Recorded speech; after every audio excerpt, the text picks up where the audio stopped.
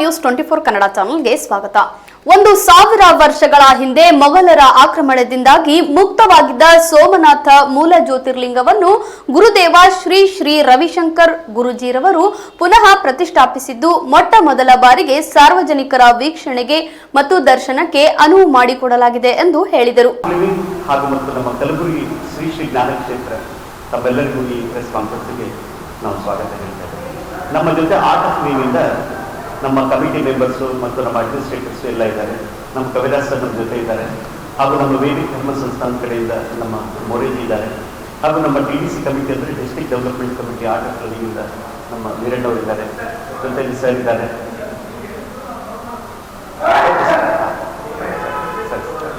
So ನಮ್ಮ ಈ Kalaburagi art of ಲಿವಿಂಗಿನ ಕೆಲವು ಪ್ರಮುಖರು ನಮ್ಮ ಜೊತೆ ಇದ್ದಾರೆ. ಅಂದರೆ ನಮ್ಮ ಈ ಜ್ಞಾನ ಕ್ಷೇತ್ರದ ಕಮಿಟಿ ಮೆಂಬರ್ಸ್ ಅಲ್ಲಿ ಡಾಕ್ಟರ್ ಕವಿರಾಜ್ ಸರ್ ನಮ್ಮ ಜೊತೆ ಇದ್ದಾರೆ. ಹಾಗೆ ನಮ್ಮ ವೇದಿಕ ಧರ್ಮ ಸಂಸ್ಥಾನ ಆರ್ಟ್ ಆಫ್ ಲಿವಿಂಗ್, ಯಾಕೆಂದರೆ ನಮ್ಮ ಆರ್ಟ್ ಆಫ್ ಲಿವಿಂಗ್ ಅಲ್ಲಿ different trust Gulbarga DDC member ಇದ್ದಾರೆ ವೀರಣ್ಣನವರು. ಹಾಗೆ ನಮ್ಮ ಸರ್ ಇದ್ದಾರೆ, ಕಮಿಟಿಯಲ್ಲಿದ್ದಾರೆ ಜ್ಞಾನ ಕ್ಷೇತ್ರದ ಸರ್ ಸುಧೀರ್ ಜಾಗೀರ್ದಾರ್ ಸರ್ ಇದ್ದಾರೆ. ಹಾಗೆ ನಮ್ಮ ಈ ಜ್ಞಾನ ಕ್ಷೇತ್ರ ಅಡ್ಮಿನಿಸ್ಟ್ರೇಟರ್ ಆಗಿ ನಮ್ಮ ದತ್ತ ಚಿಂಚೂರು ಇದ್ದಾರೆ. ಹಾಗೆ ನಮ್ಮ art of living senior faculty ನಮ್ಮ ಚನ್ನವೀರವರು ಇದ್ದಾರೆ. ಹಾಗೆ ನಮ್ಮ ಹೆಸರು ಸ್ವಾಮಿ ಶರಣಾನಂದ ಅಂತ ಹೇಳಿ ನಾವು ಗುರುಗಳ ಶಿಷ್ಯರು. ಹಾಗೆ ಗುರುಗಳು ಇಡೀ ಎಲ್ಲ ಭಾರತ ಮತ್ತು ಹೊರಗೂ ನಮಗೆ ಕಳಿಸ್ತಾ ಇರ್ತಾರೆ ನಮ್ಮ ಆರ್ಟ್ ಆಫ್ ಲಿವಿಂಗ್ ಸೇವೆಗಾಗಿ. ಸೊ ಈಗ ನಮ್ಮ ಸೇವೆ ಕಲಬುರಗಿಯಲ್ಲಿದೆ. ಶ್ರೀ ಶ್ರೀ ಜ್ಞಾನಕ್ಷೇತ್ರದ ಜೊತೆ ಈ ಉತ್ತರ ಕರ್ನಾಟಕದಲ್ಲಿ ನಾವು ಪ್ರವಾಸ ಮಾಡಿ ನಮ್ಮ ಗುರುಗಳು ಕೊಟ್ಟಿರೋ ಜ್ಞಾನವನ್ನು ಹಂಚ್ತಾ ಇದ್ದೀವಿ. ಈ ವಿಶೇಷವಾಗಿ ಪ್ರೆಸ್ ಕಾನ್ಫರೆನ್ಸ್ ಕರಿಬೇಕಾದ್ರೆ ಈ ಸೋಮನಾಥ ಜ್ಯೋತಿರ್ಲಿಂಗ ನಮ್ಮೆಲ್ಲರಿಗೂ ಗೊತ್ತಿದೆ. ಸೋಮನಾಥ ಜ್ಯೋತಿರ್ಲಿಂಗ ನಮ್ಮ ಸೌರಾಷ್ಟ್ರದಲ್ಲಿದೆ ಅಂತ. ಆದರೆ 1000 ವರ್ಷಗಳ ಹಿಂದೆ ಈ ಮೊಹಮ್ಮದ್ ಗಜ್ನಿ ಬಂದು ದಾಳಿ ಮಾಡಿ ಈ ಪುರಾವೆಗಳು ಹೇಳುತ್ತೆ ಮತ್ತು ಇತಿಹಾಸ ಹೇಳುತ್ತೆ, ಸೋಮನಾಥ ಜ್ಯೋತಿರ್ಲಿಂಗ ಆಕಾಶದಲ್ಲಿ ತೇಲ್ತಾ ಇತ್ತು, ಭೂಮಿಗಿಂತ ಒಂದು ಕೆಲವು ಫೀಟ್ ಮೇಲಕ್ಕಿತ್ತು. ಆ ಸೋಮನಾಥ ಜ್ಯೋತಿರ್ಲಿಂಗಕ್ಕೆ ಆಯುಸ್ಕಾಂತದ ಬಲವಿತ್ತು. ಅದರದ್ದು ಪುರಾವೆಗಳಿದೆ, ನಾವು ನಿಮಗೆ ಶೇರ್ ಮಾಡ್ತೀವಿ. ಸೊ ಆ ಜ್ಯೋತಿರ್ಲಿಂಗವನ್ನು ಈ ಮೊಹಮ್ಮದ್ ಗಜನಿ ಬಂದಾಗ ಅದರ ಮೇಲೆ ಪ್ರಹಾರ ಮಾಡಿದಾಗ ಆ ಜ್ಯೋತಿರ್ಲಿಂಗ ಖಂಡವಾಯಿತು. ಅಲ್ಲಿರುವಂಥ ಪೂಜಾರಿಗಳಾದ ಶಾಸ್ತ್ರಿಗಳು ಆ ಅವಶೇಷಗಳನ್ನು ತೆಗೆದುಕೊಂಡು ದಕ್ಷಿಣ ಭಾರತ ತಮಿಳುನಾಡಿನಲ್ಲಿ ಬಂದು ಗುಪ್ತವಾಗಿ 1000 ವರ್ಷದಿಂದ ಒಂದು ತಲೆಮಾರಾದ ಮೇಲೆ ಇನ್ನೊಂದು ತಲೆಮಾರು, ಇನ್ನೊಂದು ತಲೆಮಾರದ ಇನ್ನೊಂದು ತಲೆಮಾರು ಅದನ್ನು ಗುಪ್ತವಾಗಿ ಶಿವಲಿಂಗದ ಮತ್ತೆ ಆಕಾರ ಕೊಟ್ಟು ಒಂದು 11ರಿಂದ 12 ಜ್ಯೋತಿರ್ಲಿಂಗಗಳನ್ನು ಆಕಾರ ಕೊಟ್ಟು ಅದನ್ನು ಪೂಜೆ ಮಾಡ್ತಾ ಬಂದರು 1000 ವರ್ಷಗಳು. ಆದರೆ 100 ವರ್ಷಗಳ ಹಿಂದೆ ಆ ಪ್ರಮುಖರು, ಆ ಕುಟುಂಬದ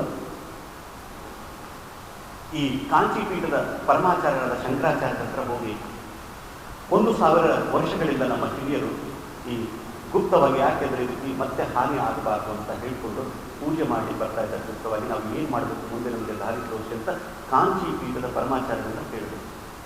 ಕಾಂಚಿ ಪೀಠದ ಆ ಕಾಲದ ಪರಮಾಚಾರ್ಯರು ಹೇಳಿದ್ರು, ನೋಡಪ್ಪ, ಇದು ಜಗತ್ತಿಗೆ ಬರಲು ತೋರಿಸುವ ಸಮಯ ಇನ್ನೂ ಬಂದಿಲ್ಲ.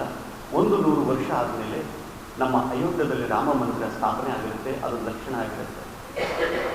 ಅದನ್ನು ಲಕ್ಷಣವಾಗಿ ಇಟ್ಕೊಂಡು ದಕ್ಷಿಣ ಭಾರತದಲ್ಲಿ ಶಂಕರದತ್ತ ಹೇಳಿ ರವಿಶಂಕರ್ ಗುರುಗಳು ಇರ್ತಾರೆ, ಶಂಕರ ಗುರುಗಳು ಅವ್ರ ಹತ್ರ ಹೋಗಿ ಇದು ನೀವು ಅವರಿಗೆ ಕೊಡಿ, ಏನು ಮಾಡಬೇಕು ಅನ್ನೋದು ಅವರು ನೋಡ್ಕೊಳ್ತಾರೆ ಅಂತ ಹೇಳಿದಾಗ 2025 2025 ಜನವರಿಯಲ್ಲಿ ಅವರು ಒಂದು ಗುರುಗಳಿಗೆ ಅರ್ಪಣೆ ಮಾಡಿದ್ರು ಸೋಮನಾಥ ಗುರುಗಳು ಹೇಳಿದ್ರು, ಇದರಲ್ಲಿ ನಮ್ಮ ಇತಿಹಾಸ ಇದೆ, ನಮ್ಮ ಹಿರಿಯರ ಪರಂಪರೆ ಇದೆ, ಹಾಗೆ ಶಿವನ ಆಶೀರ್ವಾದ, ಈಗ ಸ್ವಯಂ ಜ್ಯೋತಿರ್ಲಿಂಗ ಮೂಲ ಜ್ಯೋತಿರ್ಲಿಂಗವಿದೆ. ಇದು ನಮ್ಮ ಭಾರತ ಎಲ್ಲ ಕಡೆ ಯಾತ್ರೆ ಆಗಬೇಕು, ನಮ್ಮ ಎಲ್ಲರಿಗೂ ಇದರ ಆಶೀರ್ವಾದ ತಲುಪಬೇಕು. ಆಮೇಲೆ ನಮ್ಮ ಭಾರತದ ಸಂಸ್ಕೃತಿ ಹಾಗೆ ನಮ್ಮ ಹಿರಿಯರು ಎಷ್ಟು ದೃಢವಾಗಿದ್ದರು. 1000 ವರ್ಷ ಆದರೂ ಕೂಡ ಒಂದು ಪೀಳಿಗೆಯಿಂದ ಇನ್ನೊಂದು ಪೀಳಿಗೆ ಅದನ್ನು ಗುಪ್ತವಾಗಿ ಪೂಜೆ ಮಾಡಿ ಇಷ್ಟೇ ಆ ಸಂಸ್ಕೃತಿ ಕೊಟ್ಟಿರೋ ಬಲ ಎಷ್ಟಿದೆ ಇದು ಸಮಾಜಕ್ಕೆ ಗೊತ್ತಾಗಬೇಕು.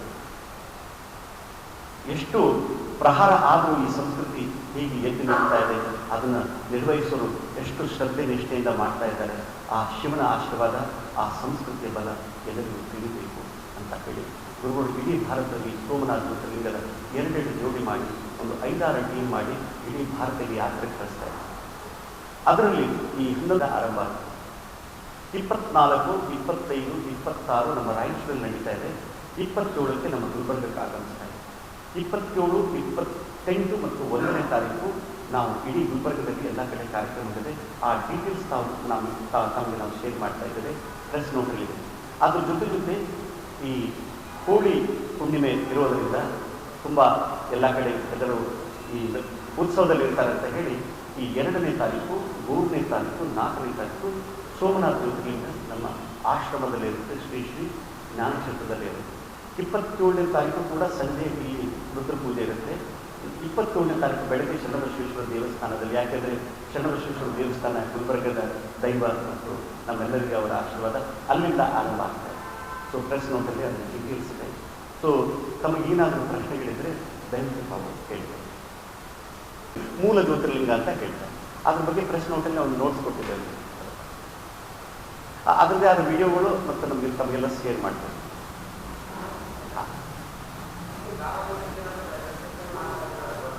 ಏನು ಹೇಳ್ತಾ ಇದ್ರೆ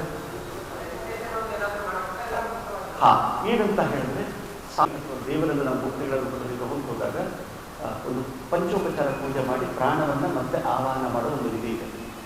ಆವಾಹನ ಮಾಡಿದ ಮೇಲೆ ದರ್ಶನ ಮಾಡೋ ವಿಧಿ ಇದೆ. ಎಲ್ಲರಿಗೂ ಸಹಜವಾಗಿ ಪಂಚೋಪಚಾರ ಪೂಜೆ ಆಗುತ್ತೆ. ದೇವರದ್ದು ಇನ್ನೊಂದು ಸತ್ಯ ಇರ್ತಾರೆ ದೇವರಲ್ಲಿ, ಅದನ್ನು ಆಹ್ವಾನ ಮಾಡೋದು ಸಹಜ. ಅದು ನಮ್ಮ ವೇದದಲ್ಲಿ ಇದೆ, ಸಂಸ್ಕೃತಿಯಲ್ಲಿ ಇದೆ, ನಮ್ಮ ಹಿರಿಯರು ಕಲಿಸ್ಕೊಟ್ಟಿರೋದು.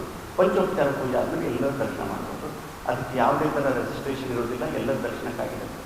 ಆದರೆ ಕೆಲವು ಕಡೆ ರುದ್ರ ಪೂಜೆ ಆದಾಗ ಕೆಲವು ಭಕ್ತಾದಿಗಳು ಕೂತು ತಮ್ಮ ಮನ ಈಡಿಕೆಗಳನ್ನು, ಈ ಮನ ಕೋರಿಕೆ ಇರುತ್ತೆ, ಅದನ್ನು ಪೂರೈಸಬೇಕು ಅಂತ ಹೇಳಿ ಸಂಕಲ್ಪ ತಗೊಳ್ಬೇಕಂದ್ರೆ ಕೂತ್ಕೊಂಡು ದೇವರ ಹತ್ರ ಸಂಕಲ್ಪ ತಗೊಂಡು ಸಮರ್ಪಣೆ ಮಾಡ್ಬೋದು. ಅದಕ್ಕೂ ವ್ಯವಸ್ಥೆ ಇರುತ್ತೆ. ಆ ವ್ಯವಸ್ಥೆಯೂ ಇರುತ್ತೆ, ತಾವು ಸಹಜವಾಗಿ ಬಂದು ತಗೊಳ್ಬೇಕು. ಅದರಲ್ಲಿ ಅದೊಂದು ಸಾಮಾನ್ಯ ವ್ಯವಸ್ಥೆ.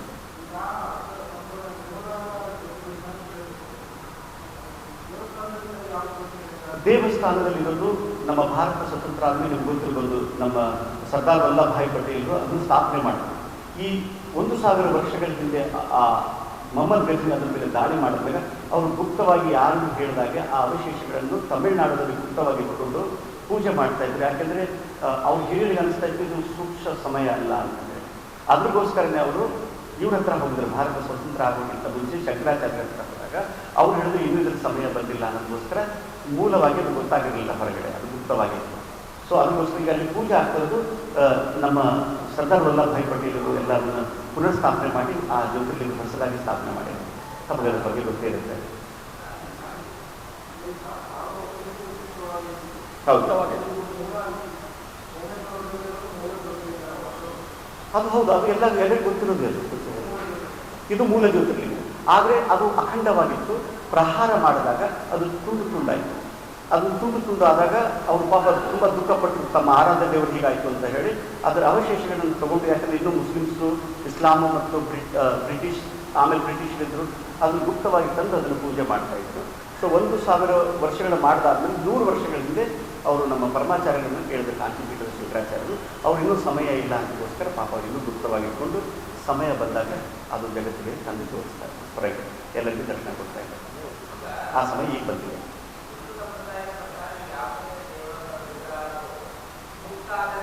ಹೌದು ಹೌದು ಹೌದು ನೋಡಿ, ಎಸ್ ನೀವು ಮೇಲೆ ಹೇಗಿರ್ತಂದರೆ ಸಾಮಾನ್ಯವಾಗಿ ಗೊತ್ತಿರೋದೇನಪ್ಪ ಅಂದರೆ ಏನಾದರೂ ಖಂಡಿತ ಆದರೆ ಪೂಜೆ ಮಾಡುವಾಗಿಲ್ಲ ಅನ್ನೋದು ಸಾಮಾನ್ಯವಾಗಿ ಗೊತ್ತಿರೋದು. ಬಟ್ ಶಾಸ್ತ್ರದಲ್ಲಿ ಏನಿದೆ ಅಂದರೆ ಇನ್ನೂ ಬೇರೆ ಅದಕ್ಕೆ ಆದ ದಾರಿಗಳಿದೆ. ಅದಕ್ಕೆ ವಜ್ರಲೇಪ ಅಂತ ಹೇಳ್ತಾರೆ. ನೀವು ನಮ್ಮ ಕೋಲಾಪುರ ಮಹಾಲಕ್ಷ್ಮಿ ಹತ್ರ ಹೋದರೆ ಅಥವಾ ನಮ್ಮ ತುಳಜಾಪುರ ಮಹಾಲಕ್ಷ್ಮಿ ಹತ್ರ ವಾಣಿ, ಅಲ್ಲಿ ನೀವು ಮೂಲಮೂರ್ತಿ ಜೊತೆ ವಜ್ರಲೇಪ ಅಂತ ಮಾಡ್ತಾರೆ. ವಜ್ರಲೇಪ ಮಾಡಬೇಕಾದ್ರೆ ಅದರದ್ದೇ ವಿಧಿ ಇದೆ, ಅದರದ್ದೇ ನಿಯಮಗಳಿದೆ, ಏನಿಂದ ಲೇಪನೆ ಮಾಡಬೇಕು. ಹಾಗೆ ಈ ಖಂಡಿತವಾದ ಜ್ಯೋತಿರ್ಲಿಂಗನ ಆಕಾರ ಕೊಟ್ಟು ಮತ್ತೆ ಮಾಡಬೇಕಾದ್ರೆ ಅದರದ್ದೇ ಆದ ಅನುಷ್ಠಾನಗಳಿದೆ. ಇಷ್ಟು ಪೂಜೆಗಳಾಗಬೇಕು, ಇಷ್ಟು ವಿಧಿಗಳಾಗಬೇಕು, ಇಷ್ಟು ದಿವಸ ಇದರಲ್ಲಿ ಇಡಬೇಕು, ಇಷ್ಟು ದಿವಸ ಇದರಲ್ಲಿ ಇಡಬೇಕು. ಅದಕ್ಕೆ ಅದರದ್ದೇ ಒಂದು ನಿಯಮಗಳಿದೆ ಆಗಮ ಶಾಸ್ತ್ರದ ಪ್ರಕಾರ.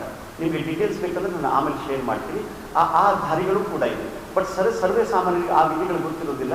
ಯಾಕೆಂದರೆ ಅದು ಸ್ಪೆಷಲ್ ಆಗಿ ಯಾರು ಎಕ್ಸ್ಪರ್ಟ್ಸ್ ಇರ್ತಾರೆ, ಅದು ಸಾಮಾನ್ಯವಾಗಿ ಆ ಘಟನೆಗಳು ಬರೋದಿಲ್ಲ. ಬಂದಾಗ ವಿಶೇಷವಾಗಿ ಕನ್ಸಲ್ಟ್ ಮಾಡಿ ಮಾಡೋದ್ರಿಂದ ಸರ್ವೇ ಸಾಮಾನ್ಯರಿಗೆ ಗೊತ್ತಿಲ್ಲ. ಬಟ್ ಶಾಸ್ತ್ರದಲ್ಲಿ ಅದಕ್ಕೆ ಬೇಕಾದ ನಿಯಮಗಳಿದೆ. ಅದು ಬೇಕಾದರೆ ನಾನು ಸಾಫ್ಟ್ ಕಾಪಿ ತಮಗೆ ನಾನು ಶೇರ್ ಮಾಡ್ತೀನಿ.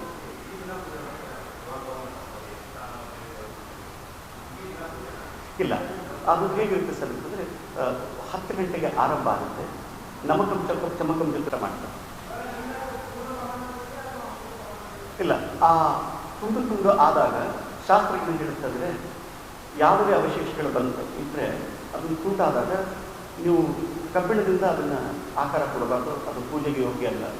ಅದಕ್ಕೇನು ಮಾಡಿದ್ರೆ ನೀರಿನಿಂದ ಆಕಾರ, ಅದಕ್ಕೆ ನಾವು ನರ್ಮದಾದಲ್ಲಿ ಹೋದರೆ ಬಾಣಲಿಂಗ ಅಂತ ಹೇಳ್ತಾರೆ, ಕಂಬಕ್ಕವರು ಅದು ಬಹಳ ವಿಶೇಷ, ಬಹಳ ಅದರ ಮಹಿಮೆ ಅಂತ ಹೇಳ್ತಾರೆ. ನೀರಿನಿಂದ ಆಕಾರ ಕೊಡಬೇಕು, ಇಲ್ಲಂದರೆ ಕಟ್ಟಿಗೆಯಿಂದ ಆಕಾರ ಕೊಡಬೇಕು. ಇದನ್ನು ಅವರು 1000 ವರ್ಷಗಳ ಹಿಂದೆ ನೀರಿನಲ್ಲಿ ಅದನ್ನು ಪ್ರೊಸೆಸ್ ಮಾಡಿ ಅದಕ್ಕೆ ಮತ್ತೆ ಅವಶೇಷಗಳನ್ನು ಆಕಾರ ಕೊಟ್ಟಿದ್ದಾರೆ. ಆ ಅವಶೇಷಗಳ ಆಕಾರ ಕೊಟ್ಟಾಗ 11ರಿಂದ 12 ಜ್ಯೋತಿರ್ಲಿಂಗ ಆಗಿದೆ. ಆ ಪೂರ್ಣವಾದ ಜ್ಯೋತಿರ್ಲಿಂಗನೇ ಬರ್ತಾರೆ. ಆ ಅಂಶವನ್ನು ಮತ್ತೆ ಪೂರ್ಣವಾಗಿ ಮಾಡಿದ್ದಾರೆ 11, 12. ಸರ್ ನನಗೆ ಕೇಳಿಸ್ತಾ ಇದೆ.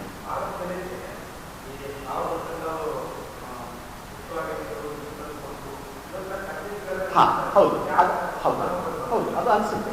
ಈಗ ಅದು ಅನಿಸ್ದಾಗ ಏನಪ್ಪ ಅಂದರೆ ಅದರದ್ದೇ ಆದ ಪುರಾವೆಗಳಿದೆ. ಏನಪ್ಪ ಅಂದರೆ ನಿಮಗೆ ಬೇಕಂದರೆ ಪರಮಾಚಾರ್ಯ ಶಂಕರಾಚಾರ್ಯ ಹೇಳಿರೋದು, ಆಮೇಲೆ ಆ ಕುಟುಂಬದವ್ರು ಹೇಳಿರೋದು.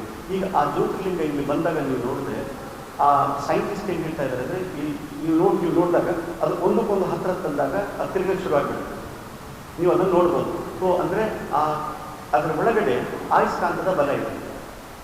ಅದನ್ನು ಸೈಂಟಿಫಿಕ್ ರಿಸರ್ಚ್ ಮಾಡಿದ ಪೇಪರ್ಸ್ ಇದೆ, ನಾನು ಸಾಫ್ಟ್ ಕಾಪಿ ತರಿಸ್ಕೊಡ್ತೇನೆ. ಸೊ ನಿಮಗೆ ಗೊತ್ತಾಗುತ್ತೆ ಇದು ಆ ವಿಜ್ಞಾನ ಮತ್ತು ಒಂದು ಯಾವುದು ಜ್ಞಾನದ ಇದರಿಂದ ಅಲ್ಲಿ ಇತ್ತು ಅಂತ ತಮ್ಮಲ್ಲಿ ಗೊತ್ತಾಗುತ್ತೆ. ಇನ್ನೂ ಸ್ವಲ್ಪ ಡೀಪಾಗಿ ನೋಡಿದಾಗ ನಿಮಗೆ ಅನಿಸುತ್ತೆ ಈ ಪದಾರ್ಥ ಭೂಮಿ ಮೇಲೆ ಇದೆಯೋ ಇಲ್ಲೋ ಅನ್ನೋದು ಪ್ರಶ್ನೆ ಹುಟ್ಟುತ್ತೆ. ಇನ್ನೊಂದು ಅನ್ನೋನ್ ಫ್ಯಾಕ್ಟರ್ಸ್ ಡೆಫಿನೆಟ್ಲಿ ಇದ್ದೇ ಇರುತ್ತೆ. ಯಾಕೆಂದರೆ ಯಾವುದೇ ಒಂದು ಸತ್ಯ ಅಡಗಿದಾಗ ಅದು ಹೊರಗೆ ಬಂದಾಗ ಅದರದೇ ಆದ ರಿಸರ್ಚ್ ಇರುತ್ತೆ. ಅದಕ್ಕೆ ತಮ್ಮ ಇನ್ನೂ ರಿಸರ್ಚ್ ಮಾಡ್ತಾರೆ, ಅದ್ರ ಹಿಂದಿರೋ ತತ್ವಗಳು ಇನ್ನೂ ಹೊರಗೆ ಬರೋಕ್ಕೆ ಶುರು ಆಗುತ್ತೆ. ಹೌದು, ಅದು ದರ್ಶನ ಆದ ಮೇಲೆ ವಿದ್ವಾಂಸರು ಮತ್ತು ಗುರುಗಳು ಅರಿತವರು ಕೂತ್ಕೊಂಡು ಏನು ಹೇಗೆ ಮುಂದೆ ಅನ್ನೋ ಒಂದು ವಿಚಾರ ಮಾಡ್ತಾರೆ. ಅದು ಆದಮೇಲೆ ತಮಗೆಲ್ಲ ನಾವು ಅದನ್ನು ತಿಳಿಸ್ತೇವೆ. ಬಟ್ ಎಟ್ ದ ಮೂಮೆಂಟ್ ಅಂದರೆ ಎಲ್ಲ ಇಡೀ ಭಾರತದಲ್ಲಿ ಎಲ್ಲ ಕಡೆ ಹೋಗಿ ಹಳ್ಳಿಗಳಿಗೂ ಎಲ್ಲ ದೇಶದ ಎಲ್ಲ ಭಾಗಗಳಿಗೆ ಹೋಗಿ ಎಲ್ಲರಿಗೂ ದರ್ಶನ ಸಿಗಲಿ ಅನ್ನೋ ಮೊದಲನೇ ಹೆಜ್ಜೆ ಅದು ಆರಂಭ ಆಗಿದೆ. ಇಡೀ ಭಾರತದಲ್ಲಿ ಹೇಳಬೇಕು ಅಂತಂದರೆ ಮಹಾರಾಷ್ಟ್ರ, ಗುಜರಾತ್, ಮಧ್ಯಪ್ರದೇಶ್, ಆಮೇಲೆ ನಾರ್ತ್ ಈಸ್ಟಲ್ಲಿ ಮನೆಯಲ್ಲಿದ್ದು ನೋಡಿ ಶಾಸ್ತ್ರಿ ಪಂಡಿತರು ಯಾರು 1000 ವರ್ಷಗಳು ಯಾರು ಕುಟುಂಬದವರು ತಂದಿದ್ದರು, ಅವ್ರು 1000 ವರ್ಷಗಳಿಂದ ಪೂಜೆ ಮಾಡ್ಕೊಂಡು ಬರ್ತಾ ಇದ್ರು. ಅವ್ರು 100 ವರ್ಷಗಳ ಹಿಂದೆ ನಮ್ಮ ಕಾಂಚಿ ಪೀಠದ ಪರಮಾಚಾರ್ಯರ ಹತ್ರ ಹೋದಾಗ ಪರಮಾಚಾರ್ಯರ ಆ ಟೈಮಲ್ಲಿ ಭವಿಷ್ಯ ಹೇಳಿದರು. 100 ವರ್ಷ ಆದಮೇಲೆ ಇದರ ಸಮಯ ಬರ್ತಪ್ಪ, ಅಯೋಧ್ಯದಲ್ಲಿ ರಾಮ ಸ್ಥಾಪನೆ ಆಗಿರ್ತಾರೆ, ರಾಮದೇವರು. ಆ ಸಮಯದಲ್ಲಿ ದಕ್ಷಿಣ ಭಾರತದಲ್ಲಿ ಶಂಕರ ಗುರುಗಳು ಕೂತಿರ್ತಾರೆ, ಸರ್ವೇ ಸಾಮಾನ್ಯರಿಗೆ ಗೊತ್ತಾಗ್ತಾರೆ, ನೀವು ಹೋಗಿ ಅವ್ರಿಗೆ ಕೊಟ್ಟು ಬಿಡಿ ಅನ್ನೋ ಮಾತು ಪರಮಾಚಾರ್ಯರು ಹೇಳಿದರು. ಅವ್ರು ಹಿರಿಯರು ಅವ್ರ ಮಕ್ಕಳಿಗೆ ಹೇಳ್ತಾ ಬಂದರು. ಆ ಕಾರಣದಿಂದ ಅದು ಬಂದು ಗುರುಗಳ ಹತ್ರ ಸೇರ್ತಾರೆ. ಅದನ್ನು ಆ ವಿಡಿಯೋ ಬೇಕಾದರೆ ಆ ಕುಟುಂಬದವರು ಆಚಾರ್ಯರು ಶಾಸ್ತ್ರಿಗೆ ಹೇಳ್ತಾರೆ ಡೀಟೇಲ್ಸ್ ಬೇಕಾದ್ರೆ ನಾನು ಶೇರ್ ಮಾಡ್ತೇನೆ. ಡಾಕ್ಯುಮೆಂಟೆಡ್ ಇದೆ. ಹಾಂ, ಅವರು ಹೇಳಿದ್ದಾರೆ ಸರ್, ಅದು ಡೀಟೇಲ್ಸ್ ನಾನು ಶೇರ್ ಮಾಡ್ತೇನೆ. ಅದು ವಿಡಿಯೋನೂ ಇದೆ ಸರ್. ಎಲ್ಲರೂ ಇದ್ದಾಗ ಸಾಮಾನ್ಯವಾಗಿ ಬ್ಯಾಂಗ್ಳೂರ್ ಆಶ್ರಮದಲ್ಲಿ ಸರ್ ನಮ್ಮ ಕವರ ದೈಹಿಕ ಮತ್ತು ಆಧ್ಯಾತ್ಮಿಕ ಅದಕ್ಕೋಸ್ಕರ ಕೆಲವು ಮಕ್ಕಳಿಗೋಸ್ಕರ ಕಾರ್ಯಕ್ರಮ ಇದೆ. ಅದಕ್ಕೆ ನಾವು ಆರ್ಟ್ ಎಕ್ಸೆಲ್ ಅಂತ ಹೇಳ್ತೇವೆ. ಮತ್ತು ಇಂಟ್ಯೂಷನ್ ಪ್ರಾಸೆಸ್ ಅಂದರೆ ಮೇಧಾ ಯೋಗ ಅನ್ನೋದು ಇದೆ. ಈಗ ಹಿರಿಯರಿಗಾಗಿ ಹ್ಯಾಪಿನೆಸ್ ಪ್ರೋಗ್ರಾಮ್, ಎಂಟ್ರಿ ಪ್ರೋಗ್ರಾಮ್, ಅದು ಸುದರ್ಶನ ಕ್ರಿಯೆ ಕಲಿಸ್ಕೊಡ್ತಾರೆ. 190 ದೇಶದಲ್ಲಿ ಕೋಟ್ಯಾಂತರ ಜನಗಳು ಮಾಡಿ ತಮ್ಮ ಜೀವನದಲ್ಲಿ ಬದಲಾವಣೆ ಕಾಣ್ತಾ ಇರುವ ಆ ಸುದರ್ಶನ ಕ್ರಿಯೆ ಕೂಡ ಇಲ್ಲಿ ನಾವು ಕಲಿಸ್ತೇವೆ. ಅದ್ರ ಜೊತೆ ಬೇರೆ ಅನ್ನದಾನ ರವಿವಾರ ಇಲ್ಲಿ ಸತ್ಸಂಗ ಆಗುತ್ತೆ, ಸೋಮವಾರ ಕೆಲವು ಸೋಮವಾರಗಳ ರುದ್ರ ಪೂಜೆ ಆಗುತ್ತೆ, ಭಜನೆ ಆಗುತ್ತೆ. ಆಮೇಲೆ ಸೋಷಿಯಲ್ ಆ್ಯಕ್ಟಿವ್ ಯುವಕರಿಗೆ ತಂದಿದ್ದು ಯುವ ನೇತೃತ್ವ ಶಿಬಿರ ಆಗುತ್ತೆ. ತಾವು ತಮ್ಮ ಸಮಾಜದ ಕುಟುಂಬದ್ದು ಹೇಗೆ ಜವಾಬ್ದಾರಿ ತಗೊಳ್ಬೇಕು, ಆ ಎಲ್ಲ ವ್ಯವಸ್ಥೆಗಳು ಆ ಸಾಧನೆಗಳು ಇಲ್ಲಿ ಕಲಿಸ್ತಾರೆ. ಇದು ಸಮಾಜಕ್ಕೆ ಸೇರಬೇಕಾಗಿದ್ದು, ಸಮಾಜಕ್ಕೆ ಇದು 1000 ವರ್ಷದ ಸಂಘರ್ಷ ಮತ್ತು ಸಮರ್ಪಣೆಯ ಒಂದು ಅದರಲ್ಲಿ ಸಂಸ್ಕೃತಿಯ ಬಲ ಇದೆ. ಯಾಕೆಂದರೆ ಒಂದು ಕುಟುಂಬ ಆ ದೇವರ ಆರಾಧನೆ ಮಾಡಿ ಆ 1000 ವರ್ಷ ಕೂಡ ತಪಸ್ಸು ಮಾಡಿ ಎಲ್ಲೂ ಯಾರಿಗೂ ಗೊತ್ತಾಗದೆ ನಿಷ್ಠೆಯಿಂದ ಅದನ್ನು ಮಾಡ್ಕೊಂಡು ಬಂದಿರೋದು ಎಲ್ಲರಿಗೂ ಗೊತ್ತಾಗಬೇಕು. ಮತ್ತು ಆ ಮೂಲ ದೇವರ ಆಶೀರ್ವಾದ ಎಲ್ಲರಿಗೂ ಸಿಗಬೇಕು ಅನ್ನೋ ಉದ್ದೇಶ ಮೂಲವಾಗಿದೆ.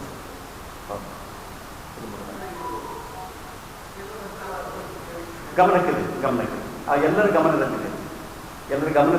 ನಮ್ಮ ಕೆಲವು ಸರ್ಕಾರದ ಪ್ರಮುಖ ಜನಗಳು ದರ್ಶನವನ್ನು ತಗೊಂಡಿದ್ದಾರೆ. ನದಿಗಳ ಪುನಶ್ಚೇತನೆ ಆಗಿದೆ. 90,000 ಮಕ್ಕಳು ಉಚಿತವಾಗಿ ವಿದ್ಯಾಭ್ಯಾಸ ಮಾಡ್ತಾರೆ. ಆ ಎಲ್ಲ ಫ್ರೀ ಸ್ಕೂಲ್ ಇರೋದ್ರಲ್ಲೇ ಟ್ರೈಬಲ್ ಏರಿಯಾಗಳಲ್ಲಿ ಇದೆ, ಯಾರು ಅಫೋರ್ಡ್ ಮಾಡೋಕ್ಕಾಗ್ತಿಲ್ಲ. ಸೊ ಆ ಡೀಟೇಲ್ಸ್ ಬೇಕಾದರೆ ನಿಮಗೆ ವಿತ್ ಡೇಟಾ ನಾನು ನಿಮಗೆ ಶೇರ್ ಮಾಡ್ತೇನೆ. ಸೊ ನಮ್ಮ ಹೇಗಿದೆ ಆ್ಯಕ್ಟಿವಿಟಿಗಳು ಗುರುಗಳು ಏನು ಹೇಳ್ತಾರೆ ಅಂದರೆ from bottom to the top ಹೋಗಬೇಕಾಗುತ್ತೆ, ಅಂದರೆ ಎಲ್ಲರಿಗೂ ಬೇಕಾಗುತ್ತೆ.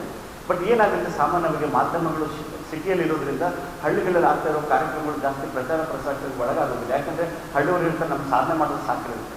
ಸಿಟಿಯವ್ರು ಹೇಳ್ತಾರೆ ಒಂದು ಫೋಟೋ ಸೋಷಿಯಲ್ ಮೀಡಿಯಾದಾಗ ಹಾಕೊಂಬಂತ ಹೇಳ್ತಾರೆ.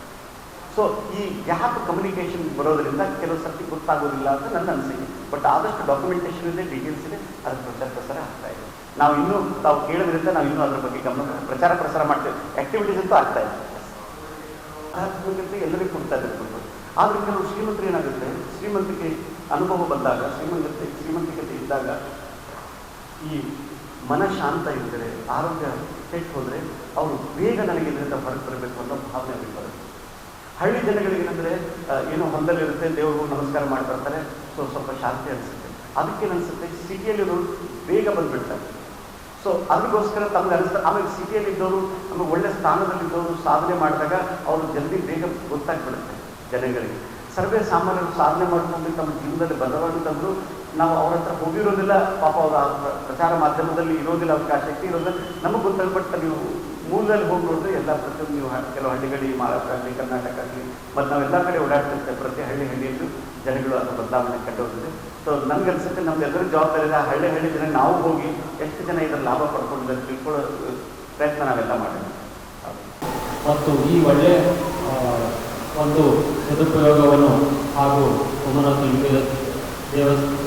ಲಿಂಗದ ದರ್ಶನ ಮಾಡಲು ಈ ಎಲ್ಲ ನಮ್ಮ ಕಲಬುರಗಿ ಜನ ಹೀಗೆ ಒಂದು ಕಲ್ಪಿಸಲು ತಾವೆಲ್ಲರೂ ಭಾಗಿಯಾಗಿದ್ದೀರ. ಹಾಗೂ ತಮ್ಮೆಲ್ಲರಿಗೂ ಹೃದಯಪೂರ್ವಕ ವಂದನೆಯನ್ನು ಕೋರುತ್ತಾ ನಮಸ್ಕಾರ.